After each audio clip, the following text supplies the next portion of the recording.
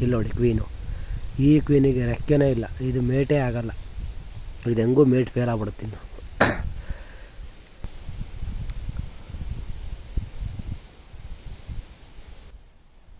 ನೋಡಿ ರೆಕ್ಕೆನೇ ಇಲ್ಲ.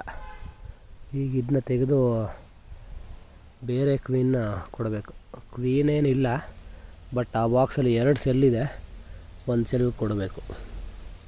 ಈ ಥರ ನಿಮಗೆ ಯಾರು ಕಣ್ತು ಅಂತ ಆದಾಗ ನೀವು ಮೊದಲು ಮಾಡಬೇಕಾಗಿದ್ದೆ ಕ್ವೀನ್ ತೆಗೆದು ಒಂದು ಬ್ರೂಡ್ ಕೊಡಬೇಕು, ಚೆನ್ನಾಗಿರೋ ಬ್ರೂಡು. ಇಲ್ಲ ರೆಡಿ ಸೆಲ್ಲಿದೆ ಅಂದರೆ ಸೆಲ್ ಕೊಡಬೇಕು. ನಿಮ್ಮ ಹತ್ರ ಯಾವುದೂ ಆಗಿಲ್ಲ ಅಂದರೆ ಇದು ಹೋಯ್ತು, ಈ ಕಾಲನಿ ಹೋಗುತ್ತೆ. ಇದೇನು ಜಾಸ್ತಿ ಇಲ್ಲ, ಇಷ್ಟೇ. ಇನ್ನೊಂದು ಫ್ರೇಮಲ್ಲೂ ಹುಳ ಇದೆ, 2 ಫ್ರೇಮ್ ಹುಳ. ಸ್ಟ್ರೆಂತ್ ಇದೆ ಕಾಲೋನಿ, ಇಷ್ಟಿದ್ರೆ ಸಾಕು. ಇದಕ್ಕೊಂದು ಬ್ರೂಡ್ ಕೊಟ್ಟರೆ ಅವೇ ಇನ್ನೊಂದು ರೆಡಿ ಮಾಡ್ಕೊಳತ್ತೆ. ನನ್ನ ಹತ್ರ ಸೆಲ್ಲಿದೆ, ಅದಕ್ಕೆ ನಾನು ಯಾವಾಗಲೂ ಡಿವೈಡ್ ಮಾಡಿದಾಗ ಫಸ್ಟ್ನೇ ದಿನ ಡಿವೈಡ್ ಮಾಡೋದ್ರಿಂದ ನೆಕ್ಸ್ಟ್ 8ನೇ ದಿನ ಅವ್ರ 9ನೇ ದಿನಕ್ಕೆ ಇನ್ನೊಂದು ಡಿವೈಡ್ ಮಾಡಿ ಇಟ್ಟಿರ್ತೀನಿ. ಅದಕ್ಕೆ ಇವತ್ತು 10ನೇ ದಿನ.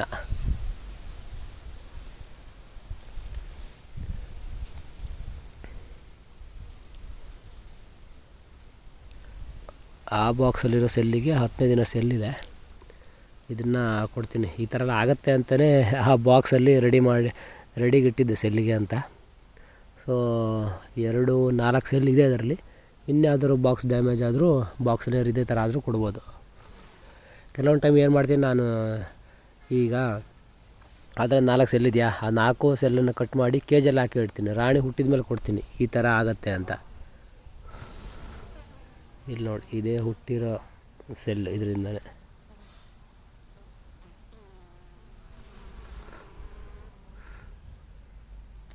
ಕೇಜಲ್ಲಿ ಹಾಕಿ ಇಡ್ತೀನಿ. ಏನಕ್ಕೆ ಅಂದರೆ ನನಗೆ ನೋಡೋಕ್ಕಾಗಿಲ್ಲ ಇವತ್ತು ಅಂದರೆ ಅಟ್ಲೀಸ್ಟ್ 1 or 2 ಡೇಸ್ ನನಗೆ ಟೈಮ್ ಇರುತ್ತೆ.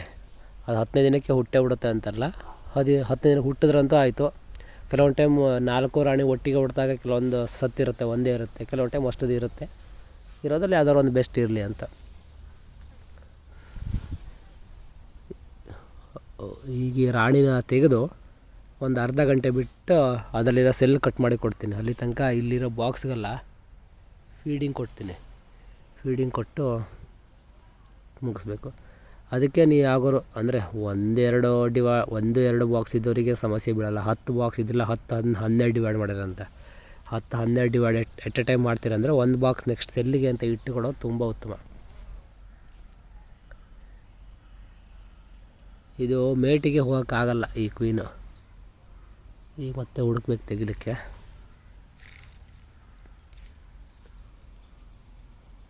ಅದರದ್ದು ರೆಕ್ಕೆ ಎಲ್ಲ ಚೆನ್ನಾಗಿ ಬಲ್ತಿಲ್ಲ, ಒಂಥರ.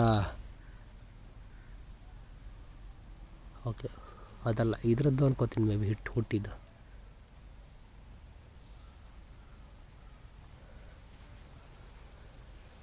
ಇದು ನ್ಯಾಚುರಲ್ ಸೆಲ್ ಏನಲ್ಲ. ಹಾಗಂತ ಅದರಲ್ಲಿ ನ್ಯಾಚುರಲ್ ಸೆಲ್ಲಿಗೆ ಬೇಸ್ ಹಾಕಿತ್ತು, ಅದನ್ನೇ ತೆಗೆದಿಟ್ಟಿದ್ದೀನಿ. ಇದನ್ನು ತೆಗೆದು ಅರ್ಧ ಗಂಟೆ ಬಿಟ್ಟ ಮೇಲೆ ಸೆಲ್ ಕೊಡ್ತೀನಿ. ಇನ್ನೊಂದು ವೀಕ್ ಬಿಟ್ಟು ಆಮೇಲೆ ಇನ್ನೊಂದು ಬ್ರೂಡ್ ಕೊಡ್ತೀನಿ ಇದಕ್ಕೆ. ಕೆಲವೊಂದು ಟೈಮ್ ಈ ಥರ ಇದಕ್ಕೆ ಆಲ್ರೆಡಿ 8 ಡೇಸ್ ಆಯಿತು ಕ್ವೀನ್ ಹುಟ್ಟಿ. ಡಿವೈಡ್ ಮಾಡಿ 15 ದಿನ ಆಯಿತು. 15 ಅಲ್ಲ, 16 ದಿನ ಆಯಿತು. ವರ್ಕರ್ ಎಗ್ಲೇ ಸ್ಟಾರ್ಟ್ ಮಾಡುತ್ತೆ ಕೆಲವೊಂದು ಟೈಮ್ ಮಾಡಲ್ಲ. ಇನ್ನೊಂದು 2 ಡೇಸಲ್ಲಿ ಇದರಲ್ಲಿರೋ ಸೆಲ್ ಏನಾದ್ರು ಕ್ವೀನ್ ಹುಟ್ಟಿದ್ರೆ ಆವಾಗ ಎಗ್ಲೇ ಮಾಡಲ್ಲ. ಇಲ್ಲಾಂದರೆ ಬೇಗ ಎಗ್ಲೇ ಮಾಡುತ್ತೆ. ಏನಕ್ಕೆ ಅಂದರೆ ಇಲ್ಲಿ ನೋಡಿ, ಈ ಹುಳಗಳ ಹೊಳಪೇ ಜಾಸ್ತಿ ಆಗಿದೆ. ಒಂಥರ ಇನ್ನು ಕಾಣಿಸ್ತೆ ನೋಡಿ, ಇಲ್ಲಿ ನೋಡಿ, ಸ್ವಲ್ಪ ಬ್ಯಾಕ್ ಎಷ್ಟು ನೋಡಿ, ಕಲರ್ ನೋಡಿ. ನಾರ್ಮಲ್ ಹುಳಕ್ಕೆ ಸ್ವಲ್ಪ ಹೊಳಪು ಜಾಸ್ತಿ ಆಗಿದೆ. ಈ ಥರ ಆಗಿದೆ ಅಂದರೆ ಅವು ಎಗ್ಲೇ ಮಾಡೋಕ್ಕೆ ಸ್ಟಾರ್ಟ್ ಮಾಡುತ್ತೆ, ಅಂದರೆ ಪ್ರಿಪೇರ್ ಆಗ್ತಾಯಿದ್ದೇವೆ ಅಂತ ಅರ್ಥ. ಅಷ್ಟರೊಳಗಡೆ ನಾವು ರೆಡಿ ಮಾಡಿಕೊಟ್ರೆ ಸೇವ್ ಆಗುತ್ತೆ. ಓಕೆ, ಬಾಯ್.